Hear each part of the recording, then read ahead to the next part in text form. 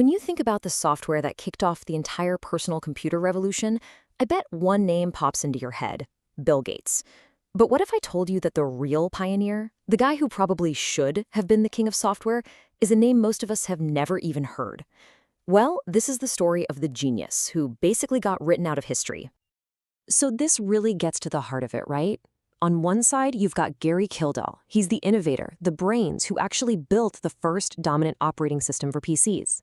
And on the other side, Bill Gates, the businessman who ended up becoming the richest man in the world selling it. So how in the world does that happen? How does the creator get left in the dust while the seller builds a global empire? That's the puzzle we're going to unpack.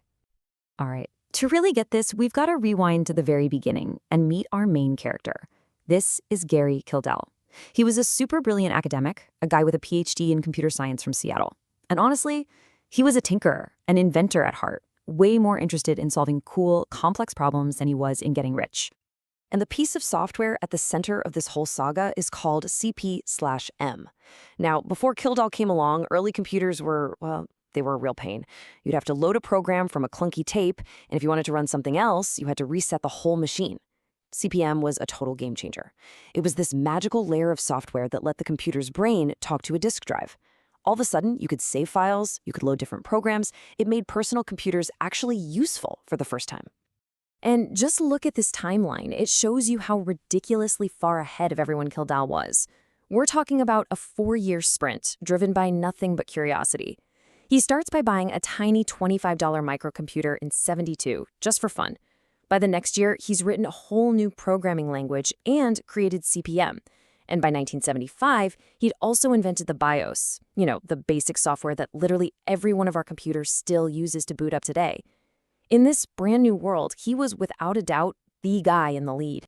So while Kildall is off in his lab, basically inventing the future, the rest of the world is about to get a major wake-up call. The mid-'70s were full of tech hobbyists, but in 1975, one single magazine cover landed and it started an absolute firestorm. And this was it, the Altair 8800. It wasn't even a finished computer. You had to buy it as a kit and build it yourself. But for less than $400, it proved that there was this huge, hungry market for personal computers that nobody knew existed. The orders came flooding in, and just like that, boom, the personal computer gold rush was on. And you know who was reading that magazine? A couple of guys you might have heard of. A young Bill Gates and Paul Allen saw the Altair and immediately dropped everything to form Microsoft just so they could write software for it. At the same time, it lit a fire under Steve Jobs and Steve Wozniak, who went off and founded Apple. The race was officially on. But here's the thing, they were all running on a track that Gary Kildall had already built. Okay, so now we get to the moment, the pivot point where all of history turns. It's 1980. And the biggest computer company in the world, IBM, often called Big Blue, realizes it's super late to the PC party. They scrambled to build their own PC in just 1 year, but they were missing the one thing they couldn't build themselves, the operating system. So you're probably wondering, how does a tiny, basically unknown company like Microsoft even get in the same room as a giant like IBM? Well, get this. In an unbelievable twist, Bill Gates' mom, Mary Maxwell Gates, was a pretty prominent figure who sat on a board with the chairman of IBM. She made the introduction. Now, the most important part of this whole thing is that at this point, Microsoft didn't even have an operating system to sell. Not a thing. Gates knew exactly who did have an OS, though. Gary Kildall. So he told IBM, hey, you should go talk to Digital Research. And this sets up the most debated, most mythologized, and most important meeting in the history of technology. It's a single conversation that would decide the future of the entire industry. So what really happened in that room? Well, the truth is, it's really murky, and we'll probably never know for sure. The popular legend, the one you hear a lot from Microsoft's side of the story, is that Kildall just kind of blew off this huge meeting to go fly his private plane. The story goes that his wife and lawyer were left to negotiate, and they just couldn't agree on a non-disclosure agreement. But Kildall's version? Totally different. He always said he was on a business trip that was planned way in advance, that the deal was almost done, and that when he got back, IBM just stopped returning his calls. He went to his grave suspecting Gates had somehow poisoned the well behind his back. But look, whatever really went down in that meeting, the result was the same. IBM left without a deal. So they went back to the one guy they knew, Bill Gates. And Gates, seeing this once-in-a-lifetime opportunity just sitting there, didn't blink. He figured if he couldn't broker a deal for Kildall's OS, he'd just go out and find one himself. And here's what he found. It was a little piece of software called QDOS, which stood for Quick and Dirty Operating System. And the key thing here is that it was basically a knockoff, a clone, of Kildall's CPM that a small company in Seattle had whipped up. It wasn't original, but it worked. And most importantly, it was for sale. What Bill Gates did next was just a masterclass in business. First, he licensed QDOS for a mere $25,000.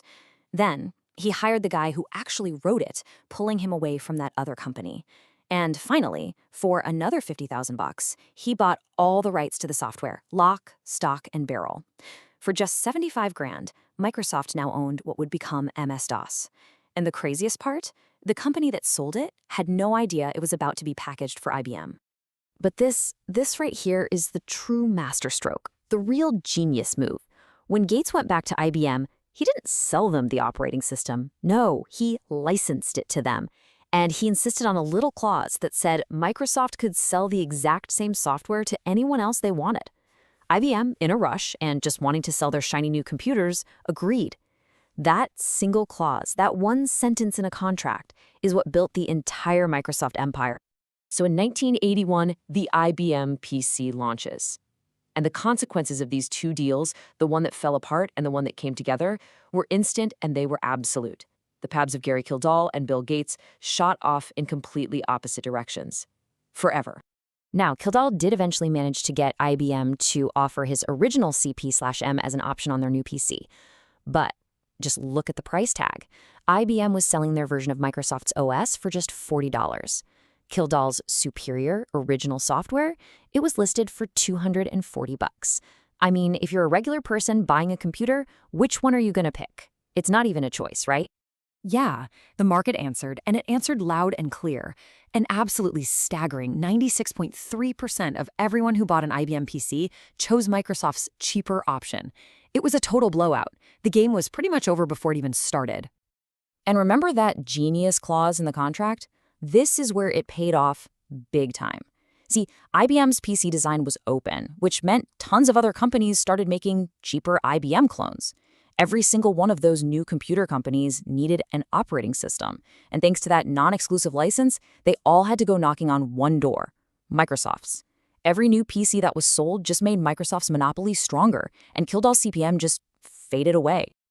Years later, in a memoir he never published, Kildall wrote about the deep irony of it all. Bill Gates, the famous college dropout, built his entire fortune on the foundation laid by Kildall, the guy with a PhD. You can just feel the exhaustion and the sadness in that quote. Well, that's the way it is. And sadly, the rest of Kildall's story is a tragic one. He eventually sold his company, but he was reportedly haunted by what might have been, by the shadow of Bill Gates' incredible success. He died in 1994 at just 52 years old after an accident where he sustained a head injury in a bar. But here's the thing. While the general public may have forgotten his name, the industry that he helped build, they didn't forget. A year after he died, he was officially honored for this incredible list of foundational inventions. It's a powerful reminder that this guy wasn't a one-hit wonder. He was a true serial innovator whose work is still baked into the technology we use every single day. And so that leaves us with this question, right? The story of Gary Kildall and Bill Gates is the ultimate showdown between the inventor and the entrepreneur. One guy had the pure genius to create a whole new world. The other had the business savvy and vision to conquer it. It really makes you think, what's more important, the breakthrough idea itself or the strategy that puts that idea on every desk in the world? In the end, who do you think the real winner is?